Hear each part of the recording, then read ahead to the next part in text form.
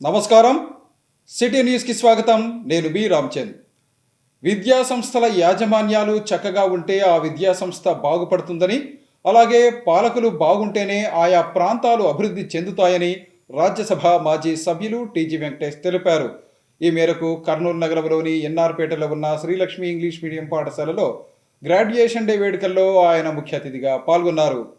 నగరంలోని ఎన్ఆర్పేటలో ఉన్న Srilakshmi English medium పాఠశాల గ్రాడ్యుయేషన్ మరియు పేరెంట్స్ డే వేడుకల్లో ముఖ్య అతిథిగా రాజ్యసభ మాజీ సభ్యులు టీజీ వెంకటేష్ హాజరయ్యారు. కార్యక్రమంలో శ్రీలక్ష్మి విద్యాసంస్థల చైర్మన్ దీక్షిత్, కరెస్పాండెంట్ శేషన్న, కార్యదర్శి శ్రీమతి అరుణశ్రీ తదితరులు పాల్గొన్నారు. ఈ సందర్భంగా రాజ్యసభ మాజీ సభ్యులు టీజీ వెంకటేష్ మాట్లాడుతూ, కర్నూలు నగరంలో మొదటి నుంచి శ్రీలక్ష్మి విద్యాసంస్థలకు మంచి గుర్తింపు ఉందని చెప్పారు. ప్రస్తుతం ఈ పాఠశాలల నిర్వహణను దీక్షిత్ ఆధ్వర్యంలో నూతన యాజమాన్యం స్వీకరించడం అభినందనీయమని, ఈ పాఠశాల మరింత ఉన్నత స్థాయికి చేరుకోవాలని ఆకాంక్షించారు. విద్యాసంస్థలకు సంబంధించి యాజమాన్యం క్రమశిక్షణతో ఉంటేనే విద్యాసంస్థలు, విద్యార్థులు కూడా క్రమశిక్షణతో చదువుకుని ఉన్నత స్థాయికి చేరుకుంటారని అన్నారు. అలాగే రాజకీయాలలో కూడా ఆ నియోజకవర్గాలకు సంబంధించి నాయకుడు సక్రమంగా ఉంటే నియోజకవర్గం అభివృద్ధి చెందుతుందని చెప్పారు. అలా కాకుండా ఎన్నికల సమయంలో మతాలను చూసి ఓట్లు వేస్తే నష్టపోతారని వివరించారు. ప్రజలు పనిచేసే వారిని గుర్తించి ఆదరించాలని, అప్పుడే ఆయా ప్రాంతాలు అభివృద్ధి చెందుతాయని అన్నారు. తాను 50 సంవత్సరాల క్రితం కర్నూలుకు వచ్చినప్పుడు కర్నూలు నగరం పరిస్థితి దయనీయంగా ఉండేదని, కానీ మంచి విద్యాసంస్థలు ఉండేవని తెలిపారు. ప్రస్తుతం కర్నూలు నగరంలో మంచి విద్యాసంస్థలు ఉన్నాయని, వాటి ద్వారా మంచి విద్యను విద్యార్థులు పొందుతున్నారని చెప్పారు. అనంతరం శ్రీలక్ష్మి విద్యాసంస్థల chairman Dikshit, correspondent Seshanna, secretary Arunasri మాట్లాడుతూ, రాజ్యసభ సభ్యుడిగా, రాష్ట్ర మంత్రిగా, ఎమ్మెల్యేగా టీజీ వెంకటేష్ కర్నూలు నగరాన్ని అన్ని విధాల అభివృద్ధి చేసి చూపించారని అన్నారు. కర్నూలు నగరంలో అలాంటి నాయకుడు ఉండటం ఈ ప్రాంత ప్రజల అదృష్టమని వివరించారు. తమ పాఠశాల గ్రాడ్యుయేషన్ డే వేడుకలకు ఆయన ముఖ్య అతిథిగా హాజరు కావటం సంతోషంగా ఉందన్నారు. అనంతరం రాజ్యసభ మాజీ సభ్యులు టీజీ వెంకటేష్ విద్యార్థులకు కొన్ని ప్రశ్నలు వేసి సమాధానం చెప్పిన వారికి నగదు బహుమతులను అందజేసి ప్రోత్సహించారు. అనంతరం విద్యార్థులకు గ్రాడ్యుయేషన్ డేను పురస్కరించుకుని సర్టిఫికెట్లను పంపిణీ చేశారు. ఈ సందర్భంగా నిర్వహించిన సాంస్కృతిక కార్యక్రమాలు అందరినీ ఆకట్టుకున్నాయి. ఈ శ్రీలక్ష్మి విద్యాసంస్థలు 1978లో ప్రారంభించడం జరిగింది. ఎన్నో స్టేట్ ర్యాంక్స్ సాధించడం జరిగింది. అలాగే 2024లో ఈ శ్రీలక్ష్మి విద్యాసంస్థలను టేక్ ఓవర్ చేయడం జరిగింది. ఈ 2024లో మేము తెచ్చిన మార్పులు అన్నీ ఇన్ని కాదండి. ఎన్ఈపి 2020 అందరు మీరు వినే ఉంటారు. నేషనల్ ఎడ్యుకేషన్ పాలసీ ఆఫ్ 2020 2020 సంవత్సరంలో సెంట్రల్ గవర్నమెంట్ ఈ పాలసీని ప్రవేశపెట్టింది. మనం ఇప్పటివరకు చదువుతున్న విద్యా విధానం 1980 నాటిది. 40 సంవత్సరాల తర్వాత విద్యా విధానంలో ఎన్నో మార్పులు తీసుకురావడం జరిగింది. అలాంటి విద్యా విధానాన్ని అమల్లోకి తీసుకురావడానికి రాష్ట్ర ప్రభుత్వాలు ఎంతో కృషి చేస్తున్నాయి. ఇలాంటివి ఏ స్కూల్లో లేవండి. అలాగే deal with your self, DWY, ఈ కాలంలో పిల్లలకు చాలా పెద్ద స్ట్రెస్గా మారింది. ఏ చిన్న విషయమైనా స్ట్రెస్ను ఎలా కంట్రోల్ చేసుకోవాలి, అసలు స్ట్రెస్ అంటే ఏంటి, ఎందువల్ల వస్తుంది, దాన్ని ఎలా అధిగమించాలి, ఇలాంటి కార్యక్రమాలను కూడా ఇంట్రడ్యూస్ చేయడం జరిగింది. Psychological aspect we take it as very important issue because whenever the mind is strong, children will be strong and they can face any kind of situations in the outside world. మనిషికి ఏమైనా ఇబ్బంది పెడితే పెనాల్టీలు తక్కువ, అనిమల్స్కి ఏమైనా ఇబ్బంది పెడితే పెనాల్టీలు ఎక్కువ. ఈ దేశంలో ఎందుకు మనకి ఇన్ని విద్యాలయాలు ఉండాలా, ఇంత చదువు ఉండాలా, ఇంత కష్టం ఉండాలా, రాత్రి పౌలు పిల్లలు చదువుకోవాలి, మనకి ఎందుకు ఉండాలి అనేది మీరు వచ్చి చెప్పాలి. ఎవరు చెప్తారో కరెక్ట్ జవాబు వాళ్ళకు 10,000 ఇస్తాను. ఏముంటుంది దీంట్లో, ఎలా తీసుకువచ్చినా ఆన్సర్ వస్తుంది. కొన్ని జీవరాశులు కొన్ని విధాలుగా చదువు చెప్తాయి పిల్లలకు. ఆ జీవరాశులు ఉన్నాయి. చదువు అంటే ఒట్టి స్కూల్లో బుక్ రాసేది కాదు, వాళ్ళ పద్ధతిలో అవి నేర్పుతాయి.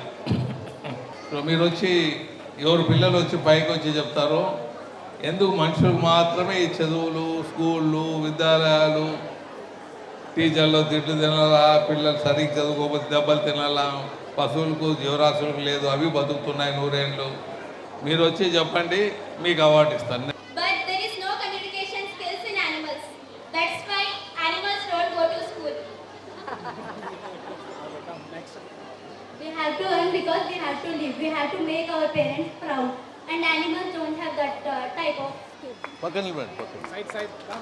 Those who said answers go that side. చెప్పేసాం, Remain come this side. ఉండండి, పోవద్దండి. Say, keep close. Human beings have to educate because they have skills to communicate in front. Okay. Next. Humans have adequate skills. Next. Humans have to earn for their life. Because humans have communicating skills only. నేను correct answer ఏదో మళ్ళీ చెప్తాను. Humans have thinking skills. Animals does not have thinking skills. ఆశాజీవి, ఎక్కువ ఆశ మనకు. బాగా చదవాలా, మంచి బట్టలు వేసుకోవాలా, బాగా సినిమాలు చూడాలా, బాగా ఫుడ్ తినాలా, ఆశాజీవి అనమాట. ఆ స్కిల్ అనేది అనిమల్స్కు ఉన్నది.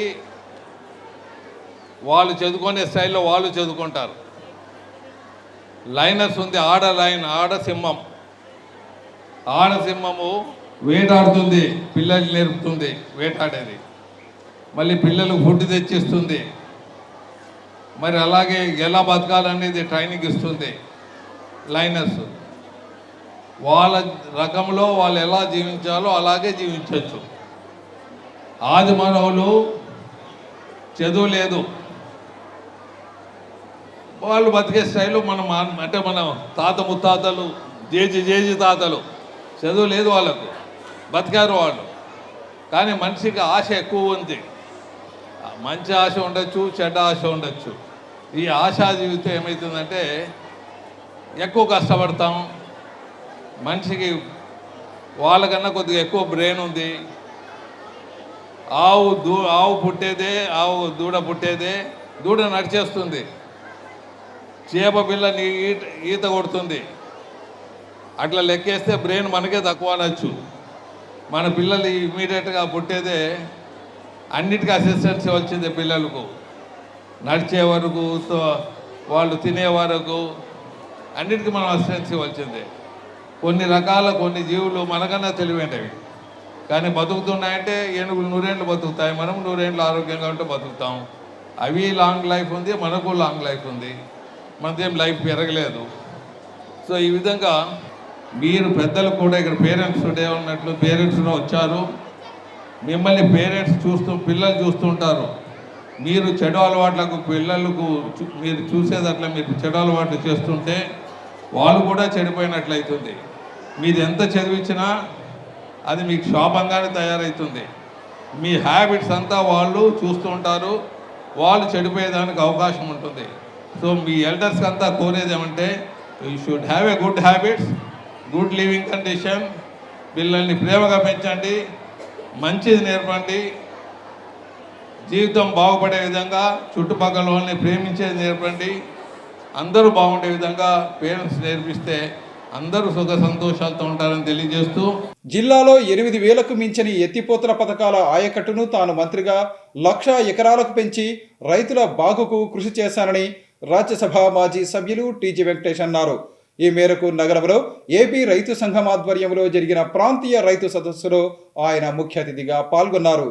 నగరంలోని శ్రీ లక్ష్మీ నరసింహస్వామి కళ్యాణ మంటపంలో సిపిఐ అనుబంధ ఆంధ్రప్రదేశ్ రైతు సంఘం ఆధ్వర్యంలో జరిగిన జాతీయ రైతు సదస్సు కార్యక్రమంలో రాజ్యసభ మాజీ సభ్యులు టీజీ వెంకటేష్ పాల్గొన్నారు. ఈ సందర్భంగా జరిగిన సమావేశంలో ఆయన మాట్లాడుతూ తమ పూర్వీకుల కాలంలో తమది రైతు కుటుంబమని, తమకు రైతు సమస్యలపై స్పష్టమైన అవగాహన ఉందని తెలియజేశారు.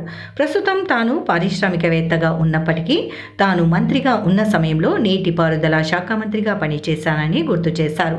తాను మంత్రిగా బాధ్యతలు తీసుకున్నంత వరకు జిల్లాలో ఎత్తిపోతల పథకాల కింద 8,000 నుంచి 10,000 ఎకరాలు మాత్రమే సాగులో ఉండేదని, కానీ తాను మంత్రిగా బాధ్యతలు చేపట్టిన తర్వాత ఆ విస్తీర్ణాన్ని 1,00,000 ఎకరాలకు పెంచానని తెలియజేశారు. అవకాశం ఉన్న ప్రతి చోట ఎత్తిపోతల పథకాలను ఏర్పాటు చేసి రైతులకు సాగునీరు అందజేశామని అన్నారు. అలాగే తాను మంత్రిగా ఉన్న సమయంలోనే జిల్లాలో కీలకమైన గుండ్రేవుల ప్రాజెక్టు సర్వే చేయించి అనుమతులు మంజూరు చేయించామని తెలిపారు. ఇందుకోసం తాను ఒక సందర్భంలో మంత్రి పదవికి రాజీనామా చేసేందుకు కూడా సిద్ధపడినట్లు ఆయన వివరించారు. జిల్లాలో గుండ్రేవుల ప్రాజెక్టును ముందుకు తీసుకెళ్లేందుకు ప్రస్తుత ముఖ్యమంత్రి నారా చంద్రబాబు నాయుడు సానుకూలంగా ఉన్నారని తెలిపారు. ప్రస్తుతం వ్యవసాయ విధానంలో మార్పులు తీసుకువచ్చి ఆధునిక వ్యవసాయ పద్ధతులపై రైతుల్లో అవగాహన కల్పించాల్సిన అవసరం ఉందని చెప్పారు. సోలార్ ప్యానెళ్ల ద్వారా రైతులు వ్యవసాయ పంపు సెట్ల నుంచి నీరు తోడుకునే విధంగా చర్యలు తీసుకురావాల్సిన అవసరం ఉందని చెప్పారు.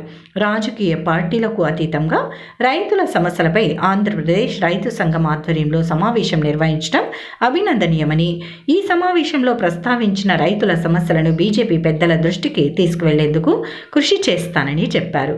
సమావేశంలో కేరళకు చెందిన వ్యవసాయ శాఖ మంత్రి ప్రసాద్, సిపిఐ నాయకులు రామకృష్ణ, రామచంద్రయ్య, జగన్నాథం, రామాంజనేయులతో పాటు పలు పార్టీల నాయకులు పాల్గొన్నారు. హంద్రీనీవా ప్రాజెక్టుకు అది అక్కడి వరకు తీసుకోపోవాలా, చిత్తూరు వరకు.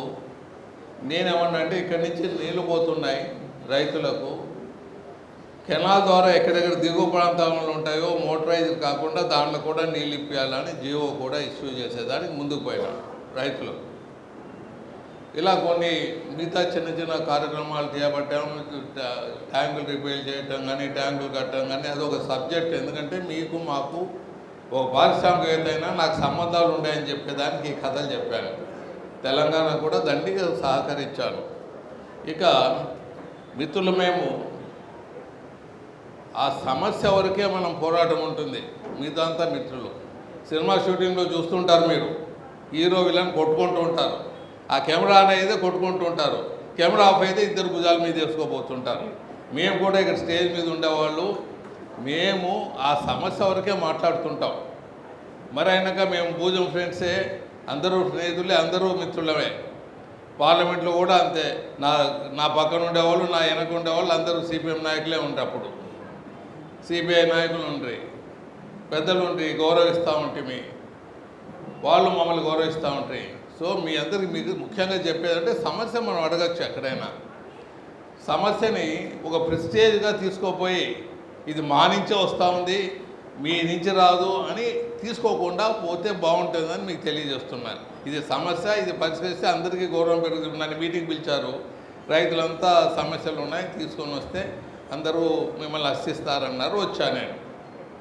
అట్లే ఢిల్లీ వరకు తీసుకోపోయేది కూడా ఏదో మనమే పోరాటం చేస్తున్నాం, మనమే మన నుంచే వస్తూ ఉంది అనేది ప్రెస్టేజ్గా తీసుకోపోకుండా ఇది అందరూ సమస్యగా తీసుకోపోతే దాంట్లో ఏమైనా మంచి పాయింట్లు ఉంటే తప్పకుండా కన్సల్ట్ చేసే దాంట్లో నేను కూడా ఏకాభవిస్తూ మీ సమస్యను కూడా మా లీడర్లకు చెప్పే దిశలో ముందుకు పోతానని సభాముఖంగా మీకు తెలియజేస్తున్నాను. దేశ ఉప ప్రధానిగా, కేంద్ర మంత్రిగా దివంగత బాబు జగ్జీవన్ రామ్ చేసిన కృషి అభినందనీయమని ప్రజా ప్రతినిధులు, అధికారులు తెలిపారు.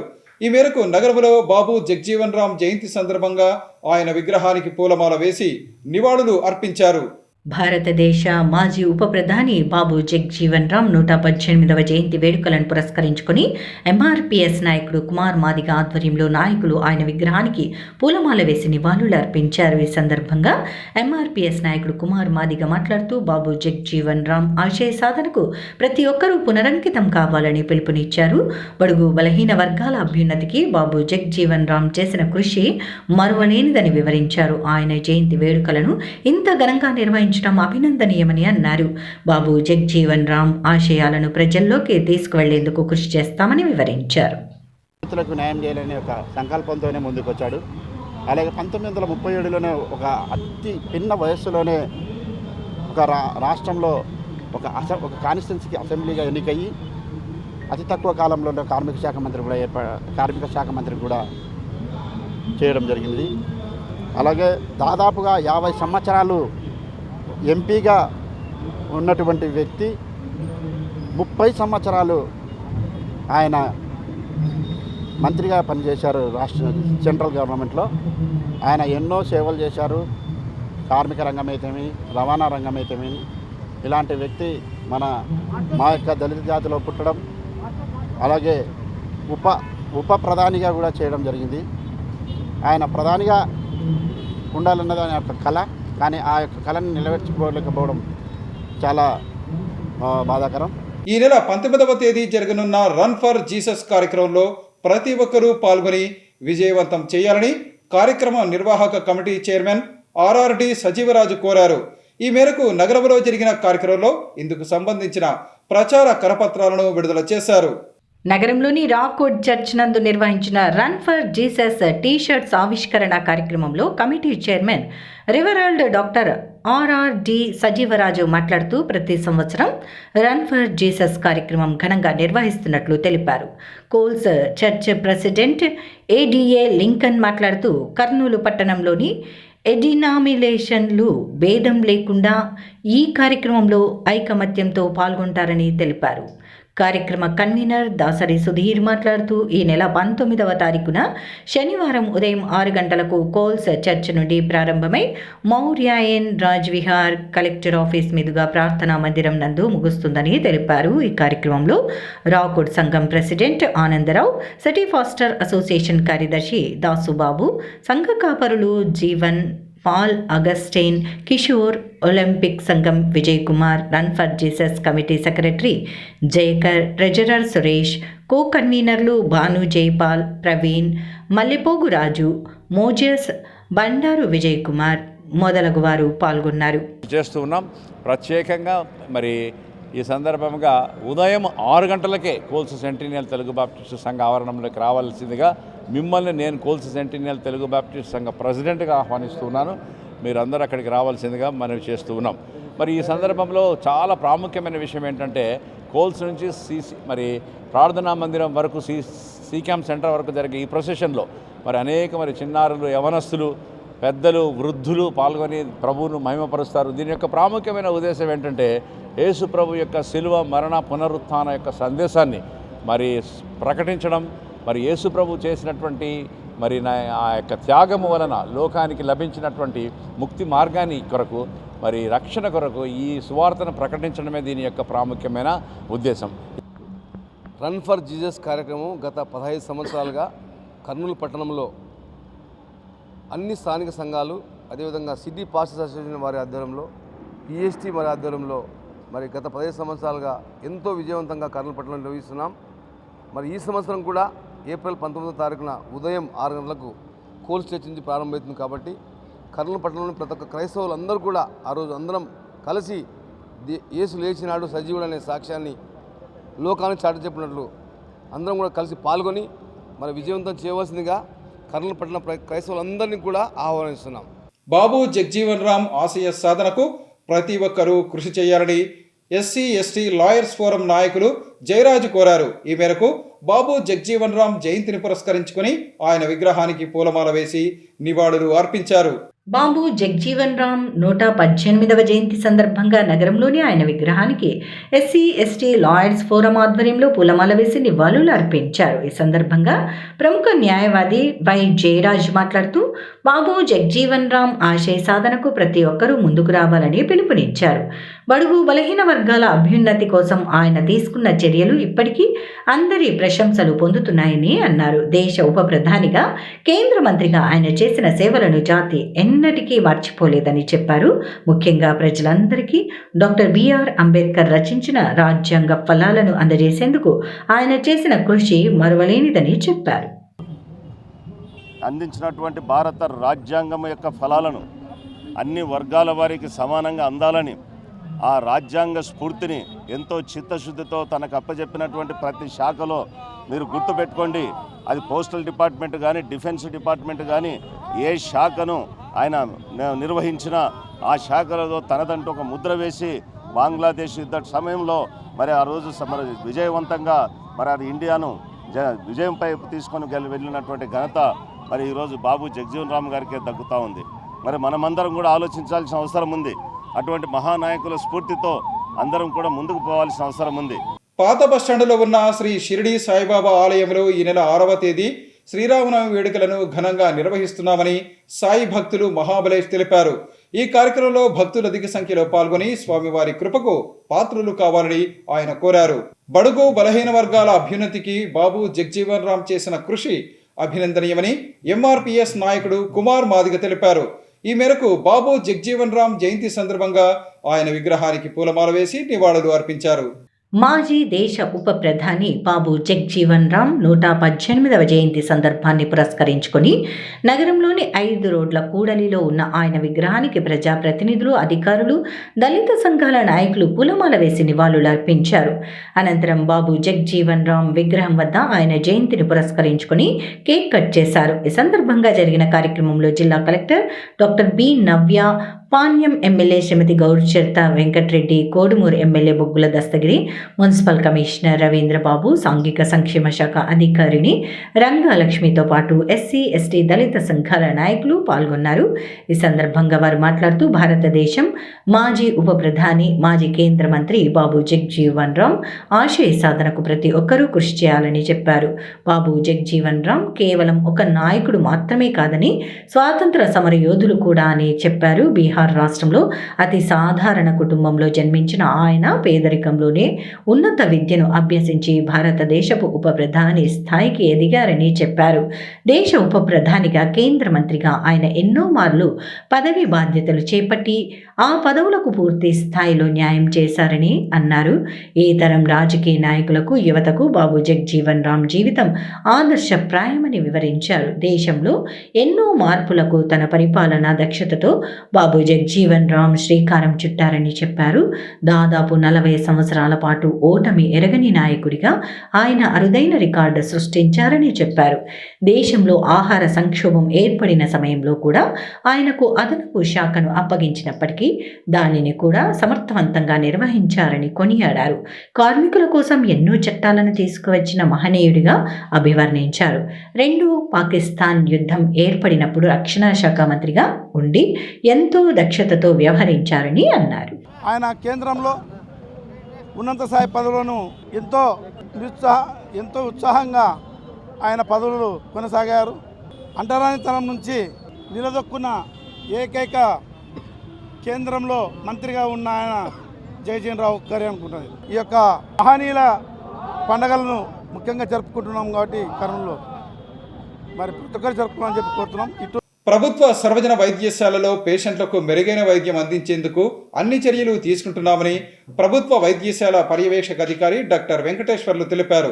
ఈ మేరకు గుండె వ్యాధుల విభాగానికి 60 లక్షల రూపాయల విలువ చేసే 2D ఎకో కలర్ డాక్యులర్ పరికరం అందుబాటులోకి తెచ్చామని ఆయన తెలియజేశారు. కర్నూలు ప్రభుత్వ ఆసుపత్రిలో గుండె వ్యాధులకు సంబంధించి పేషెంట్లకు మెరుగైన వైద్యం అందిస్తున్నామని ఆసుపత్రి సూపరింటెండెంట్ డాక్టర్ వెంకటేశ్వర్లు తెలిపారు. గుండె వ్యాధి విభాగానికి దాదాపు 60 లక్షలు విలువ చేసే 2D ఎకో కలర్ డాప్లర్ పరికరం తీసుకొని వచ్చామని కర్నూలు వైద్య కళాశాల ప్రిన్సిపల్ డాక్టర్ చిట్టి నరసమ్మ తెలిపారు.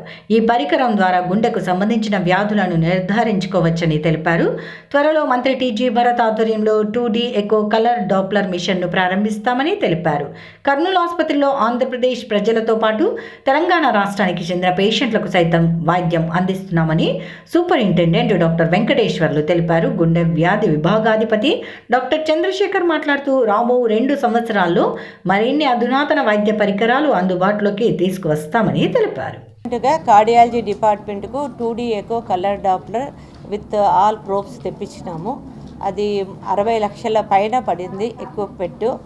డిఎంఈ సారు పర్మిషన్తో, చంద్రశేఖర్ సారు కంటిన్యూస్ ఎఫర్ట్స్తో కార్డియాలజీ డిపార్ట్మెంట్కి తెప్పించగలిగినాము.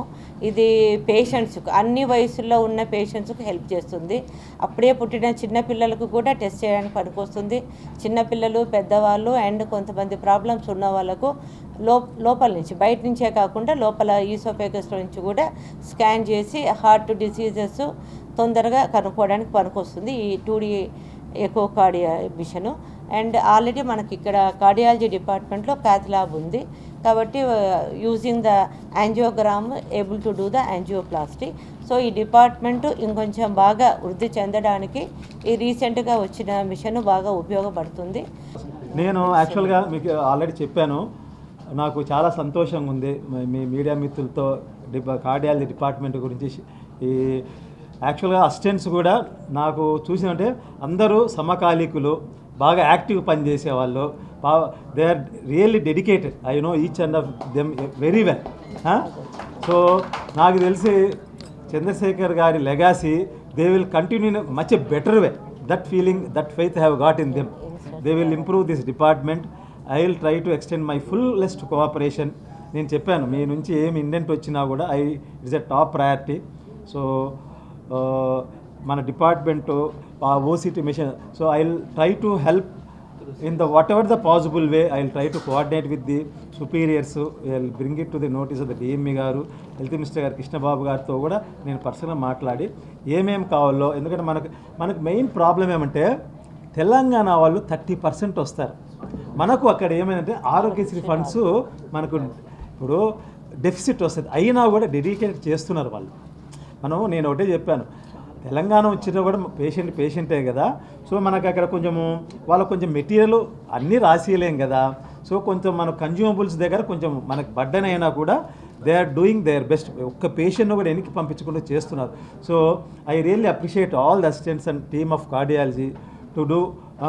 తెలంగాణ వాళ్ళు అట్లా ఏం లేకుండా, ఏం డిఫరెన్స్ లేకుండా ట్రీట్ చేస్తున్నారు. ఆఫ్ కార్డియాలజీ అండి. And today you assembled here for the department progress గురించి చెప్పాలని. ముఖ్యంగా క్యాత్ ల్యాబ్ మనకు November 2023లో రావడం జరిగింది. మోర్ దెన్ 1400 ప్రొసీజర్స్ చేయడము. And we are the number 1, almost 100 angiograms per month, ఒక 40 to 50 PTCs చేస్తున్నారు.